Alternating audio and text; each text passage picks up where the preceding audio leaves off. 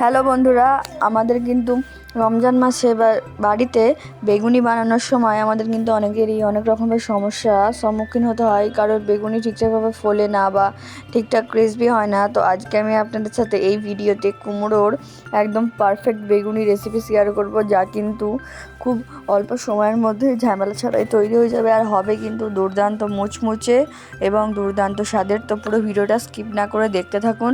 এখানে কিন্তু আমি অনেক নতুন নতুন স্টেপ বলেছি এবং যেগুলো কিন্তু ফলো না করলে আপনাদের বেগুনি অতটা মুচমুচে হবে না। তো দেখুন, আমি প্রথমে কুমড়োগুলোকে খুব পাতলা স্লাইস করে কেটে নিয়েছি, নুন মাখানোর প্রয়োজন নেই।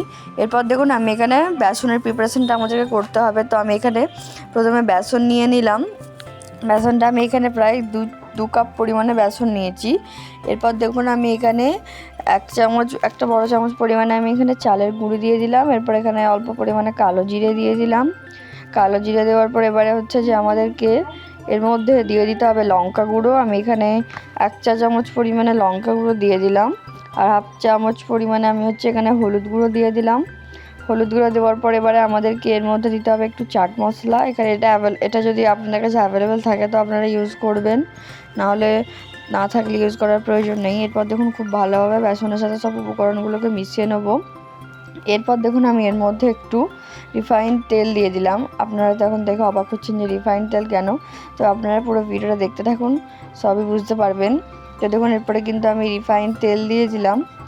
রিফাইন্ড তেল দেওয়ার পর এবারে খুব ভালোভাবে তেলের সাথে প্রথমে আমাদেরকে বেসনটাকে মিশিয়ে নিতে হবে। হাতের সাহায্যে মিশিয়ে নিলে কাজটা কিন্তু খুব ভালো হয়। এরপর দেখুন, আমি জল দিয়ে একটু করে বেসনটাকে যেমন কনসিস্টেন্সি আমার লাগবে আমি সেরকম কনসিস্টেন্সিতে করে নেব। দেখুন, আমি কিন্তু জল দিয়ে গুলতে থাকছি।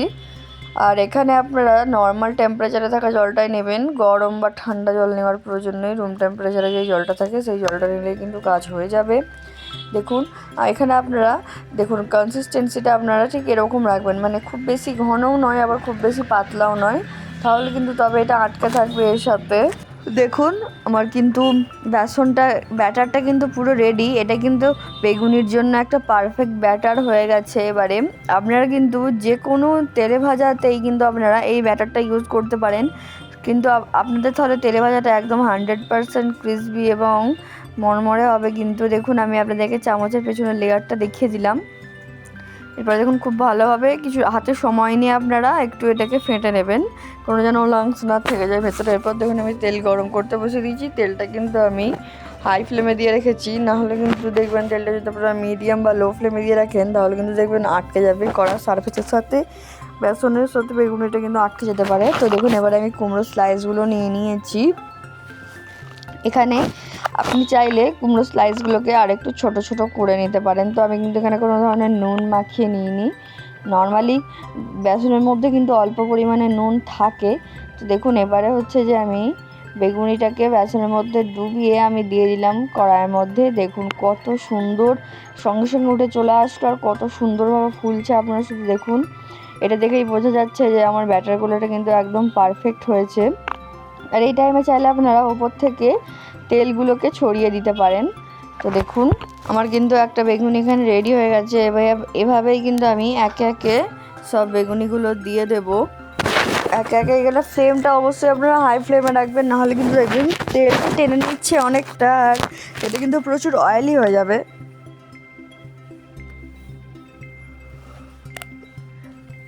এবার দেখুন, আমি কিন্তু ওপর থেকে তেলটা ব্রাশ করে দিচ্ছি।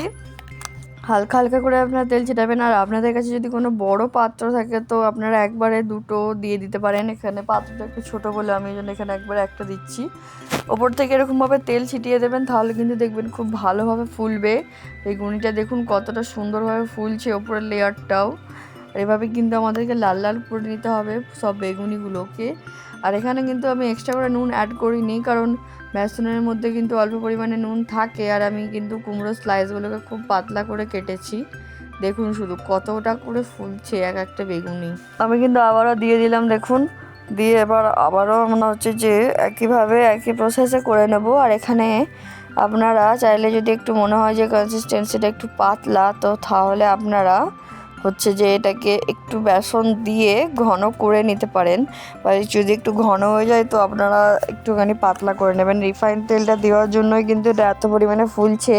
এখানে কিন্তু আমি কোনো চিনি, বেকিং সোডা, বেকিং পাউডার এসব কিছু অ্যাড করিনি, শুধুমাত্র রিফাইন তেল দেওয়াতেই কিন্তু এত পরিমাণে ফুলছে বেগুনিগুলো।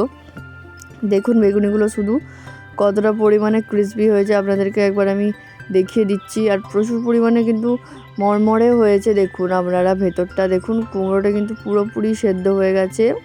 তো ভিডিওটা দেখার জন্য ধন্যবাদ। এখনও পর্যন্ত ভিডিওটা দেখতে থাকলে অবশ্যই চ্যানেলটাকে সাবস্ক্রাইব করে পাশে থাকবেন আর বেল আইকনটা টিপতে ভুলবেন না।